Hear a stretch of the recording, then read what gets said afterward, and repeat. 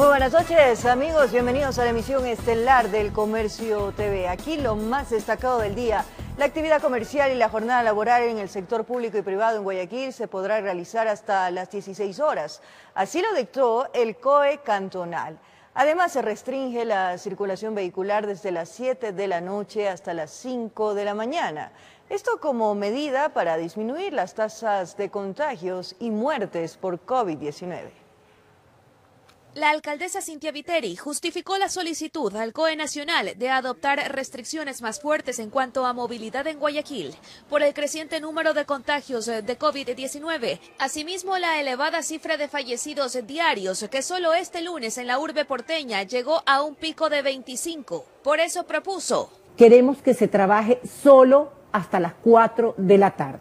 De 4 de la tarde a 6 de la tarde tienen tiempo para llegar a sus casas. Y esto durante 10 días, muy probablemente en plenas elecciones, muy probablemente hasta las elecciones. De su lado, el ministro de Gobierno, Gabriel Martínez, señaló que lo discutirán en una sesión del COE Nacional. Esto de aquí es muy dinámico, tenemos que mantenernos activos permanentemente y ver cómo evoluciona, pero tenemos que revisar ver de qué manera podemos instrumentar ciertos pedidos, otros que ella puede también instrumentar, porque tenemos esta dificultad con la Corte Constitucional. Y en efecto, en horas de la tarde de este martes, mediante una resolución del COE cantonal, se estipularon diversos puntos para contener la propagación del virus, estrictamente en la ciudad de Guayaquil, como la regulación del horario de operación comercial y de oficinas públicas y privadas, que será hasta las 16 horas, con los aforos previamente aprobados hasta el 10 de abril del presente año. Toda operación no esencial debe realizarse por teletrabajo. A la par, entrará en vigencia una restricción vehicular desde las 19 horas a las 5 de la mañana del día siguiente. Sin embargo, Viteri pidió apoyo a los alcaldes de los cantones aledaños. Si nosotros cerramos negocios a determinadas horas, ejemplo, si a las 6 de la tarde ya no hay gente circulando, y nuestras personas se van a las ciudades vecinas a comer porque sus negocios están abiertos, a beber porque todavía se venden, pero regresan a Guayaquil enfermos, a curarse, entonces están convirtiendo esta ciudad en un corazón que se va a cansar de latir. Estas medidas entrarán en vigencia a partir de la medianoche del 31 de marzo, informó Adriana Peralta. El COE Metropolitano emitió nuevas disposiciones para frenar la curva de contagios por coronavirus. Actividades litúrgicas están suspendidas, así como los eventos públicos, prohibición en el consumo de bebidas alcohólicas y restricción vehicular. Ponga mucha atención a las medidas adoptadas por parte del COE Metropolitano de Quito para los próximos días. Pues durante el periodo comprendido entre el 31 de marzo y el 9 de abril, ningún vehículo particular podrá circular en un horario establecido. Y se dispone la restricción total para vehículos particulares a partir de las 22 horas hasta las 6 de la mañana. Los vehículos de transporte pesado y comercial están exentos de esta restricción, así como sectores estratégicos y cadena productiva. Ahora que el plan no circula, seguirá funcionando como hasta ahora, de acuerdo al último dígito de las placas. Pero ¿qué pasará en el feriado del 1 al 4 de abril? Se prohíbe el consumo de bebidas alcohólicas en espacios públicos, incluidos aquellos que cuentan con licencia para ocupación. Y de las actividades litúrgicas, dice el alcalde, están suspendidas. Es que estas decisiones se adoptan frente a los altos niveles de contagio que en Pichincha sobrepasan los 100,000 enfermos y cuya capacidad hospitalaria está a tope. Una lista de esperas muy preocupante hacia el acceso a una cama UCI, hacia una unidad de cuidados intensivos que hoy bordea alrededor de 60 a 65 pacientes que están en lista de espera. Quienes no acaten estas disposiciones serán sujetos a sanciones, informó Marilyn Jaramillo. 2 cantones más de la provincia de Loja se suman al semáforo rojo por el alto índice de incremento de COVID-19. Los hospitales no cuentan con camas UCI y se complica el abastecimiento de oxígeno, por lo que las medidas que han tomado cada COE cantonal es para salvaguardar a los ciudadanos. Zapotillo fue el primer cantón de la provincia de Loja en volver al semáforo rojo. A ello se ha venido sumando el cantón Loja, Celica y Catamayo, esto por el incremento excesivo de casos de COVID-19. Es por ello que el COE cantonal decidió, con una decisión unánime, de que Celica pase a semáforo rojo con sus propias restricciones. La situación es alarmante. En el Hospital General Isidro Ayora mueren a diario aproximadamente 3 personas, mientras que en el Hospital del Seguro 2, y en la actualidad no hay camas de UCI y el oxígeno es escaso. Este día hay 9 pacientes que están hospitalizados y que necesitan cuidados intensivos, y en este momento en ninguna clínica particular ni pública, Hospital Público de Loja, tenemos abasto para recibir a los pacientes que necesitan de cuidados intensivos. Las medidas tomadas por las autoridades son para que la ciudadanía tome conciencia del riesgo al asistir a reuniones, eventos deportivos donde existen aglomeraciones. La letalidad de las personas que están en UCI ha subido a 8,5. De 10 personas, las 8,5 se mueren, que también es bastante. Los demás cantones también se encuentran con medidas fuertes y no descartan sumarse a poner semáforo rojo. En Loja informó Marcela Constante Brito. Guaranda, capital de la provincia de Bolívar, volvió al semáforo rojo, así lo dispuso el COE cantonal. La decisión se toma debido al gran incremento de casos en la ciudad y la saturación de hospitales locales y nacionales. Entre las resoluciones se incluye el cierre de centros turísticos, teletrabajo para personas mayores a los 55 años de edad, restricción vehicular de 8 a 5 de la mañana y prohibición de venta de bebidas alcohólicas. Y según el Colegio de Médicos de Pichincha, Ecuador estaría cerca de entrar a la fase 4 de la pandemia, la más crítica por el exceso de casos COVID y la saturación del sistema hospitalario. Solo en Quito, 424 personas se contagian al día con el virus. Como crítica califica el Colegio de Médicos de Pichincha la situación sanitaria del país por el incremento de contagios COVID y la saturación de varios hospitales. De acuerdo al balance del gremio en este mes, 1.411 personas se infectan por el virus al día en Ecuador y en Quito, la ciudad más afectada, 424 personas se contagian diariamente. El gremio advierte que con el exceso de casos se podría llegar a la fase 4 de la pandemia.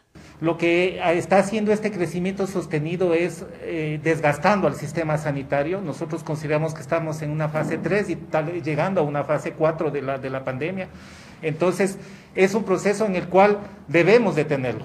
Según Víctor Álvarez, presidente del Colegio de Médicos, la fase 4 ocurre cuando el sistema hospitalario no tiene capacidad de respuesta y los contagios son incontrolables. Por ello exhorta al gobierno a endurecer las medidas restrictivas para este y los próximos feriados.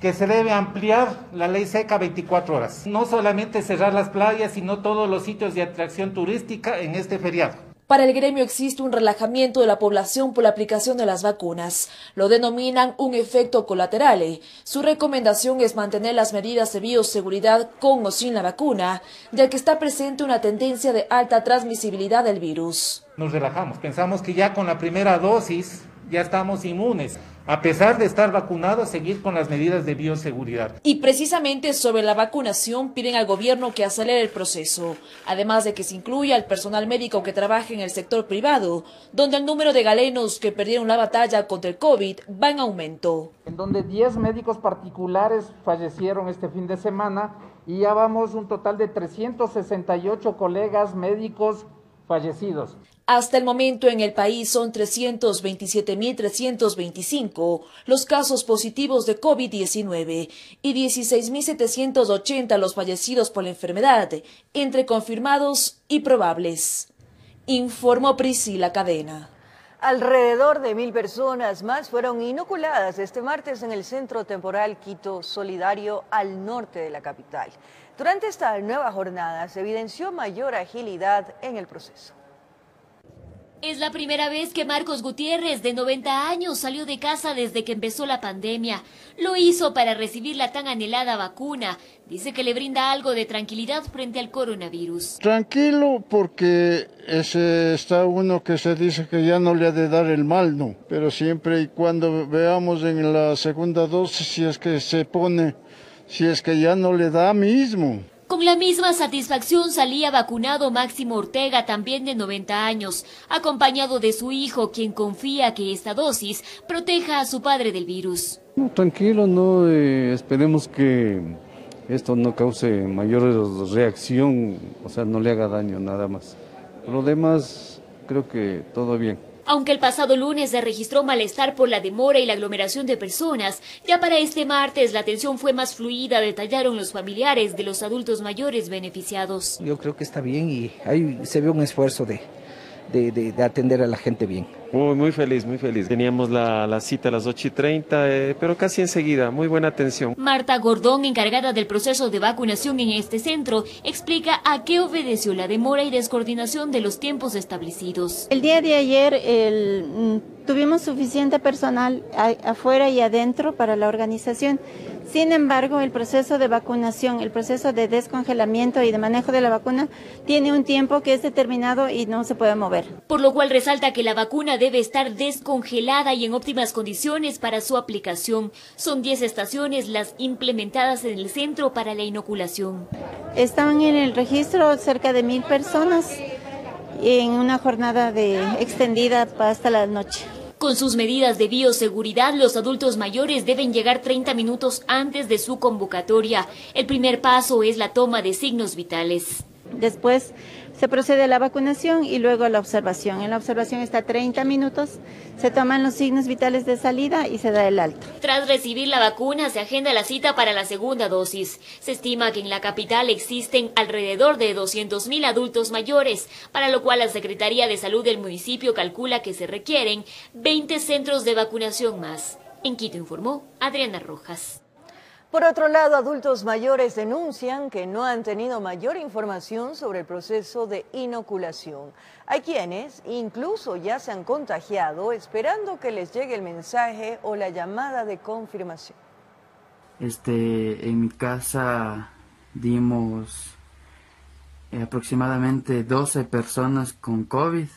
Así es. En casa de David todos están contagiados. La pandemia los sorprendió como un balde de agua fría. Están aislados. Su abuela María Isabel es una jubilada de 77 años. Dice que su familia, al no tener mayor información desde el IES, decidió inscribirla en la página del plan vacunarse. Pero a ellos nunca les llegó el mensaje, ni una sola llamada de confirmación.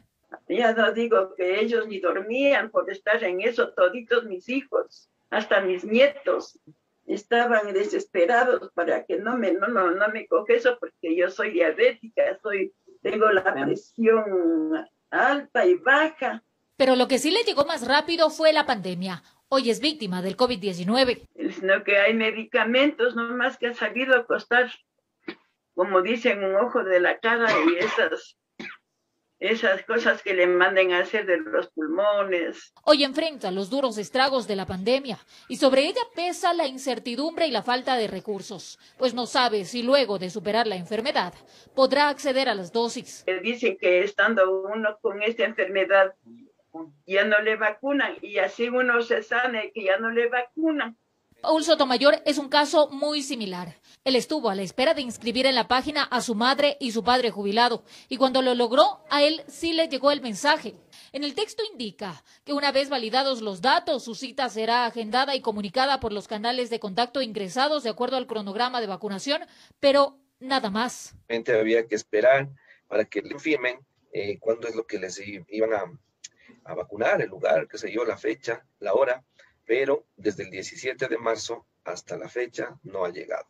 Aproximadamente ya van a ser 15 días, ¿no? A Gisela le ocurrió prácticamente lo mismo. Su padre jubilado fue inscrito, pero nada que les confirman. Entonces nosotros como familiares estamos sumamente preocupados del tema de las vacunas porque no hemos tenido ningún resultado. Nosotros hemos solicitado al Ministerio de Salud Pública y al Instituto Ecuatoriano de Seguridad Social mayores datos sobre cómo avanza la inmunización para los adultos mayores. Estamos a la espera de una respuesta en las próximas horas. Informó Marilyn Jaramillo.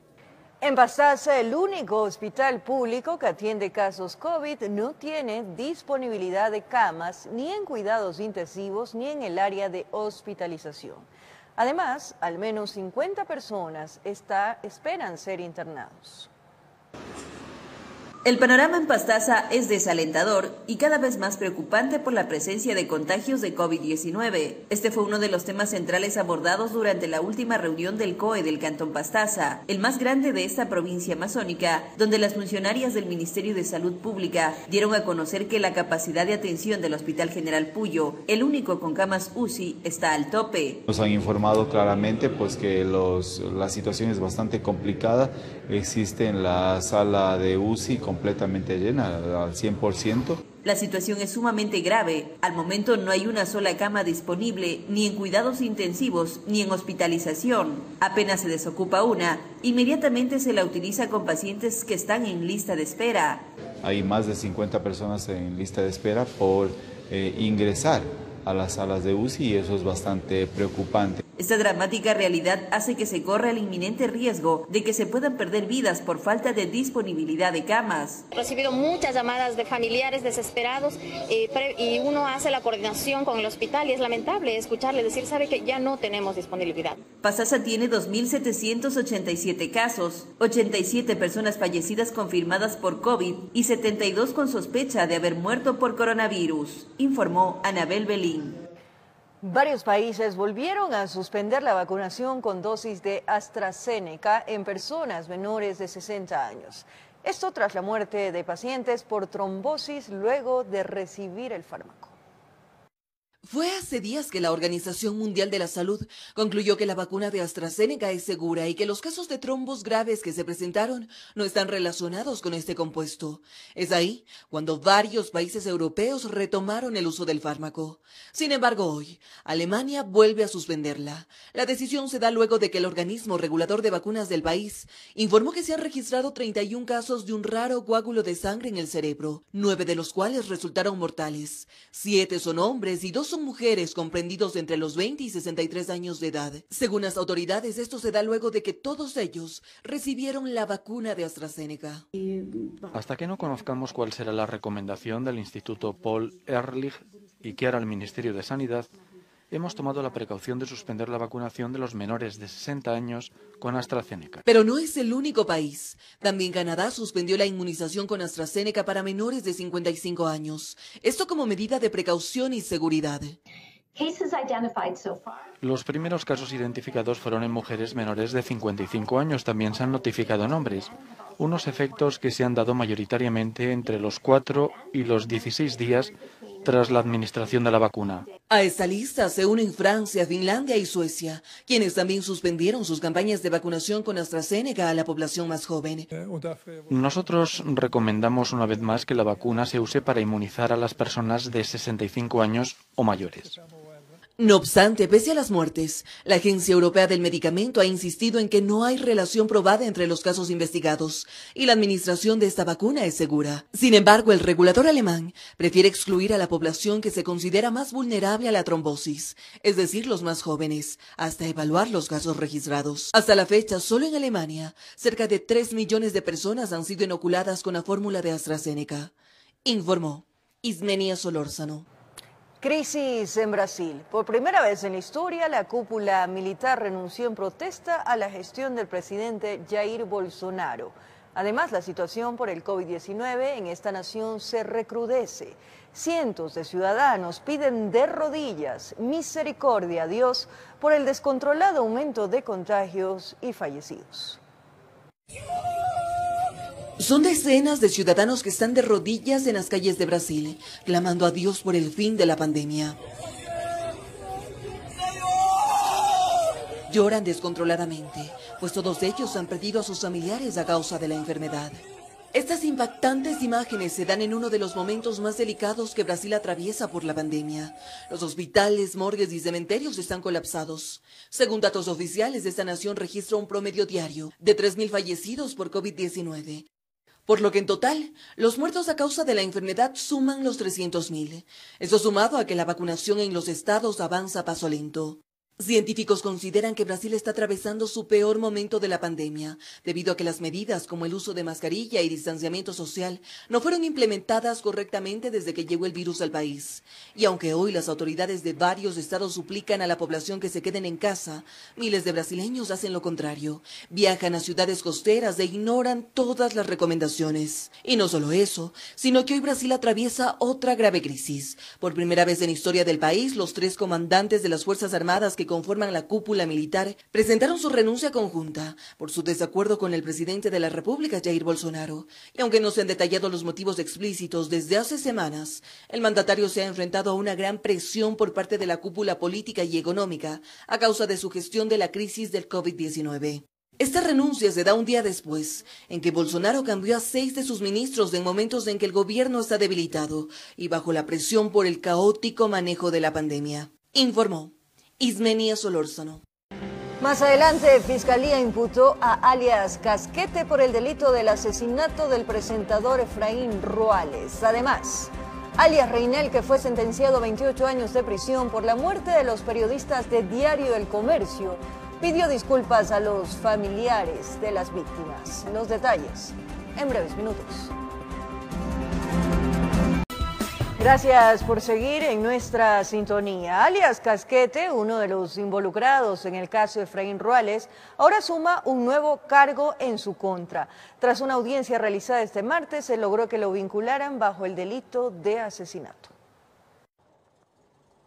Inicialmente se había logrado la prisión preventiva en su contra bajo el delito de robo, ya que se había demostrado que Casquete fue la persona encargada de robar el vehículo, que luego se utilizó en el crimen de Efraín Ruales. Pero este martes se llevó a cabo una audiencia de vinculación, con lo cual fue posible acusarlo también de asesinato. Porque él, de acuerdo a la información que se obtuvo, era una de las personas que participó de manera directa en el cometimiento de la infracción, que es por el delito de asesinato. La diligencia se llevó a cabo en las instalaciones de la Unidad Judicial Penal número 2, ubicadas junto al Albán Borja. En esta cita también se vinculó a alias Choclo, bajo el mismo delito. La suscrita juzgadora ha vinculado a la instrucción iniciada ya a los ya procesados por el delito establecido en el artículo 140, numerales 2, 4 y 6 del Código Orgánico Integral Penal. Hasta el momento existen 4 personas procesadas por el crimen ocurrido en contra del comunicador. Entre los acusados se encuentra un menor de edad. Con esta acción, el proceso de instrucción fiscal se extiende durante 30 días más. Estamos bien en la línea de investigación, eso no lo puedo revelar todavía, pero estamos trabajando bien y dentro de esa línea de investigación se encontró el arma era la que fue utilizada en este evento delictivo. Informó José Morales. Alias Reinel, quien fue la persona que custodió al equipo periodístico de Diario El Comercio antes de ser asesinados, pidió perdón al Ecuador y a las familias por lo sucedido. Alias Reinel fue sentenciado en Colombia 28 años y 8 meses de prisión. Desató ante un país, porque eso nunca se había presentado, ¿sí? Nunca había ocurrido una descabellada cosas como esa. Entonces, de mi parte, yo les pido que me perdonen por... La autoridad colombiana aseguró que esta es la primera sentencia que se obtiene por este crimen. Las acciones investigativas y judiciales, dijo, continuarán contra otros presuntos implicados. Permitió conocer que alias Reinel, como integrante de la estructura residual Oliver Sinisterra, fue el encargado de custodiar a las víctimas durante la retención y tuvo conocimiento directo de la orden de alias Guacho, que ordenó el posterior asesinato. El secuestro del equipo periodístico de Diario El Comercio se remonta al 26 de marzo de 2018. Para abril del mismo año, los cuerpos sin vida del conductor Efraín Segarra, el fotógrafo Paul Rivas y el periodista Javier Ortega fueron encontrados en Tumaco. Los familiares de las víctimas aún esperan respuestas hasta el día de hoy. Informó Javier Rosero. La sesión ordinaria del Consejo Metropolitano de Quito no se instaló por falta de quórum. El bloque correísta no asistió a la convocatoria. Los concejales de minoría piden que el alcalde rinda cuentas sobre la posible injerencia de su hijo en la administración municipal. Con la inasistencia de los concejales de la bancada correísta, la sesión del Consejo Metropolitano de Quito de este martes no pudo instalarse por falta de quórum. Sírvase sentar la razón de no instalación de la presente sesión. Gracias. Se toma nota, muchas gracias. Esto generó críticas de 9 ediles de diversas bancadas, quienes sí asistieron y que pretendían incluir un punto de orden en la sesión respecto a los últimos acontecimientos que involucrarían al hijo del alcalde en temas de la administración municipal. Aquí no es un tema de atacar, es un tema de resolver una situación que necesita lo antes posible ser resuelta, ser atendida. Y nosotros estamos aquí para dar la cara, porque la ciudadanía nos eligió para eso. Este grupo de concejales pide que el alcalde rinda cuentas. Días atrás enviaron una carta formal al burgomaestre para que dé un paso al costado mientras resuelve su situación judicial. Que pese a sus investigaciones, a las cuales él tiene el derecho de defenderse como cualquier ciudadano, pero que eso no interrumpa el desarrollo de la ciudad de Quito. La postura del bloque correísta, según la concejala Luz Helena Coloma, responde a varias intenciones. Que se quiere evitar justamente que el Consejo se pronuncie o los concejales nos pronunciemos ante lo que está sucediendo.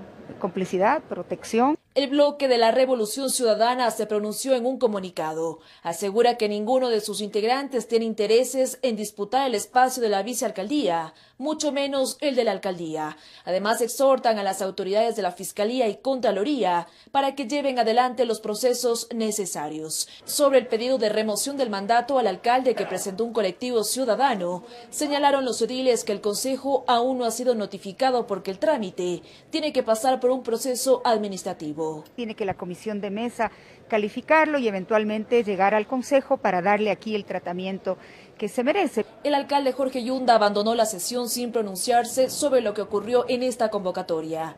Informó Priscila Cadena. Luego de 4 meses que fue sentenciado el exasambleísta Daniel Mendoza por el delito de delincuencia organizada relacionada a la construcción del Hospital de Pedernales, en la Corte Nacional de Justicia inició la audiencia de juicio contra 2 exfuncionarios públicos y un empresario privado.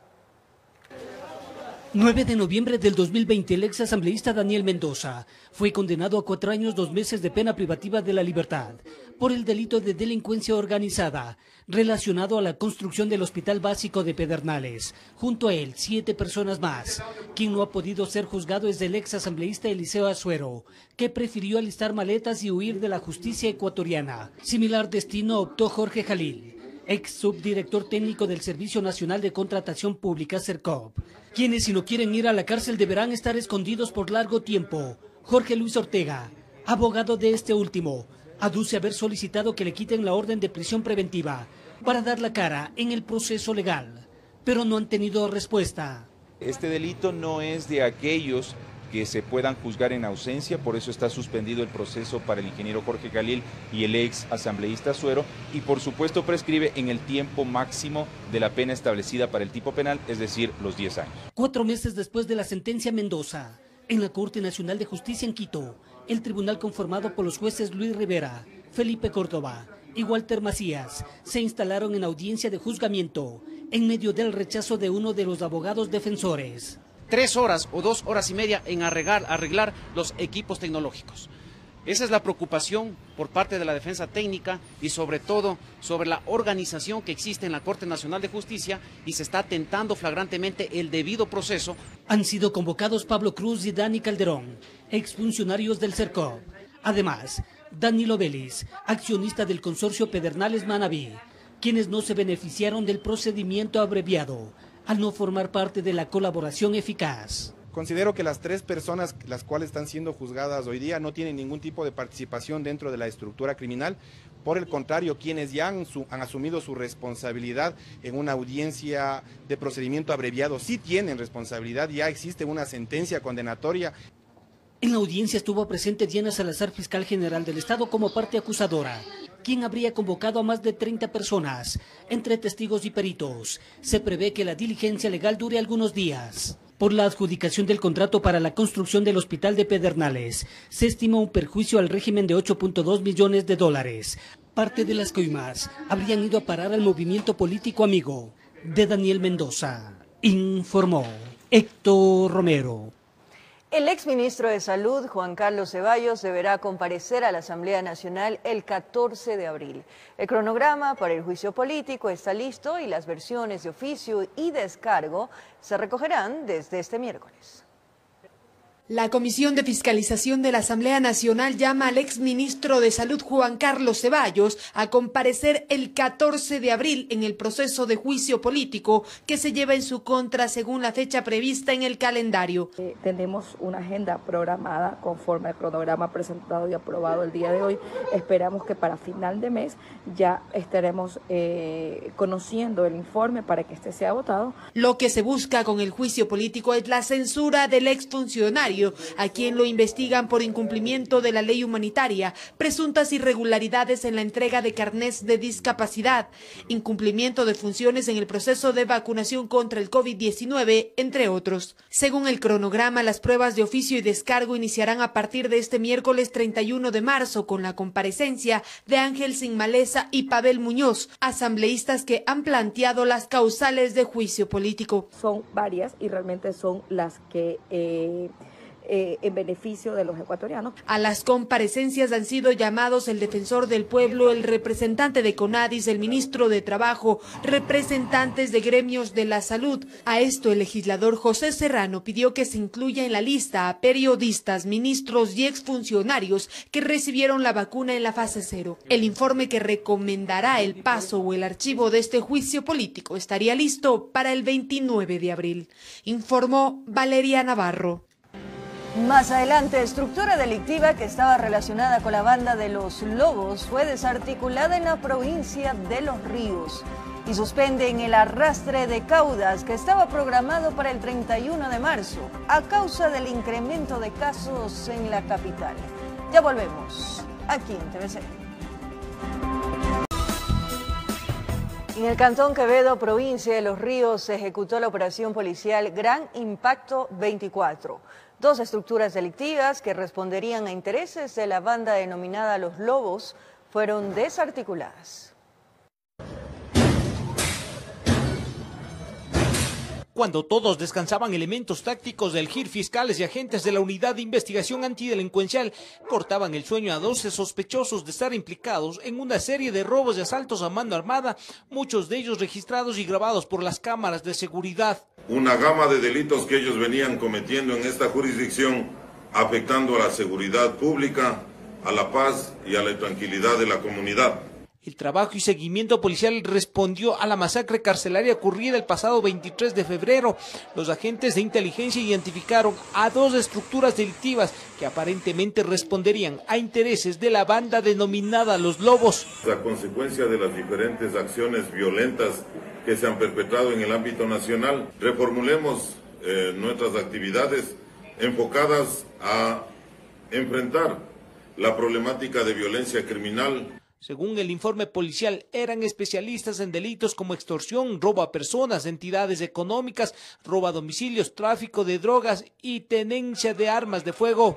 Las 2 estructuras delictivas habrían sido reclutadas por la banda denominada Los Lobos con el objeto de ir ganando poder, espacio y representación en el ámbito delictivo, generando zozobra y temor en la comunidad. Esta agrupación delictiva que toma su fuerza o genera su origen alrededor de los hechos sangrientos perpetrados en el sistema carcelario, el día de hoy ha sido debilitado. En 11 allanamientos capturaron a 12 personas, decomisaron 3 armas de fuego, vehículos, así como armas blancas, munición, un chaleco antibalas, dosis de droga y otros artículos vinculados a la investigación. En Quito informó Iván Casamen. 3 sujetos acusados de robar una lubricadora fueron detenidos en el norte de Quito. Los sospechosos fueron sorprendidos cuando comercializaban parte de la mercadería sustraída. Ingresaron en la madrugada, así lo revela el circuito cerrado de televisión de la lubricadora ubicada en el norte de Quito.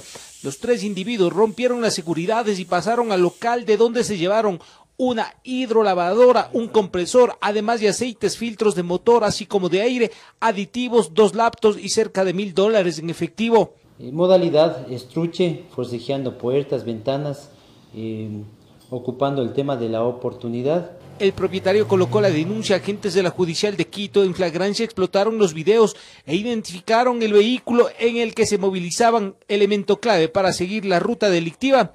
Los 3 individuos fueron ubicados en el sector de la Kennedy mientras comercializaban parte de la mercadería sustraída. Ecuatorianos, uno ya tiene antecedentes, lógicamente por el presunto delito de receptación. En poder de los amigos de Manos Largas encontraron artículos vinculantes al robo que aparentemente cometieron, además de una llave maestra conocida como La Bella. De ahí la presunción que no solo se dedicaban a visitar unidades económicas, sino que tenían otras habilidades. Podríamos presumir de que efectivamente se dedican a otros delitos conexos, como es el robo de vehículos, el robo de accesorios y autopartes de vehículos. En otro caso, agentes del bloque de búsqueda de la Dirección Nacional de Investigación recapturaron al 11º más buscado a nivel nacional, quien en noviembre del 2018 fugó del Centro de Rehabilitación de Sucumbíos. Estaba procesado por el delito de asesinato y, según el informe policial, seguía delinquiendo en ambos lados de la frontera. Tanto en la provincia de Sucumbíos como en el vecino país de Colombia, y constantemente regresaba a Ecuador, realizaba otros delitos y se refugiaba en Colombia. El ecuatoriano de 28 años de edad volvió al centro carcelario, de donde hace más de 2 años logró escapar. En Quito informó Iván Casamen. En otro ámbito, fue suspendido el arrastre de caudas programado para este miércoles 31 de marzo. El anuncio lo realizó la Arquidiócesis de Quito. Además, las autoridades confirmaron que durante el feriado por Semana Santa, las iglesias solo podrán utilizar el 30% de su aforo. Precautelar la salud de los canónigos de la catedral que participan de la liturgia del arrastre de caudas, dado que son adultos mayores, fue el argumento de la Arquidiócesis de Quito para suspender esta ceremonia realizada en la capital desde hace 4 siglos. La decisión busca evitar escenas como estas registradas durante el Domingo de Ramos en varios templos, pues estas aglomeraciones se convierten en un foco de propagación del virus. Esto es un compromiso que será tomado en cuenta y considerado en el tratamiento del COE Metropolitano para que quede ya por escrito como una resolución y un acuerdo de la Iglesia con el municipio de Quito. En tanto, el secretario de Seguridad del municipio, quien también es el presidente del COE Metropolitano, se reunió con varios representantes de la Iglesia Católica. La propuesta era el cierre de los templos durante el feriado de Semana Santa, solicitud que no fue aceptada. Sin embargo, llegaron a un acuerdo. Poder mantenernos en lo que ya se ha establecido por el COE Nacional, con un aforo del 30%. Y ciertamente si ya pasó los eventos más fuertes como son el miércoles de ceniza y el domingo de Ramos, entonces las celebraciones que ya vienen propiamente en el Tríodo Pascual de jueves, viernes y sábado, se va a respetar este aforo del 30%. En los exteriores de las iglesias existirá personal encargado de verificar el cumplimiento del uso adecuado de la mascarilla. También se tomará la temperatura corporal y existirá a disposición alcohol gel. Las ceremonias no durarán mucho tiempo. Por este sistema de bioseguridad todo está restringido también en tiempos y exagerando será 1 hora 15. Las autoridades enfatizaron que existirán transmisiones de los actos litúrgicos trascendentes para los católicos durante este fin de semana. La Iglesia va a transmitir cada una de sus actividades por sus redes sociales. La recomendación es evitar ingresar a las iglesias si ya tienen el 30% de ocupación. Si usted decide esperar para ingresar, percátese de hacerlo en espacios abiertos y nunca junto a las puertas de las iglesias, informó Sofía Vintimí.